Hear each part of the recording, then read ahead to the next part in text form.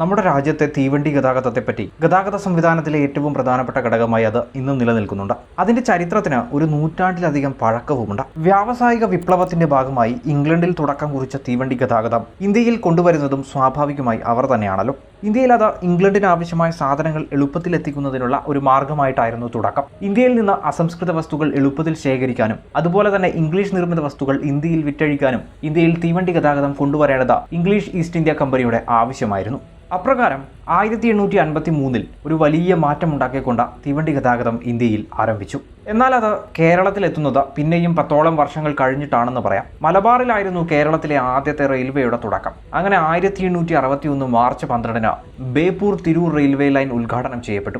അതിനോടൊപ്പം തന്നെ പണി നടന്നുകൊണ്ടിരുന്ന Tirur Kuttippuram line 1861 May 1 Kuttippuram Pattambi line 1861 September 23 Pattambi Podanur line 1862 April 14 ഉദ്ഘാടനം ചെയ്യപ്പെട്ടു.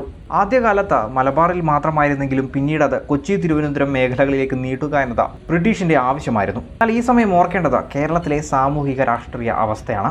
തൊട്ടുകൂടായ്മയും ജാതി സമ്പ്രദായവും ഒക്കെ നിലനിൽക്കുന്ന ഒരു സ്ഥലത്ത് മനുഷ്യർ ഒരുമിക്കുന്ന തീവണ്ടി യാത്രകൾ എന്നത് വിജയിക്കുമോ എന്ന് അവർ സംശയിച്ചിരുന്നു.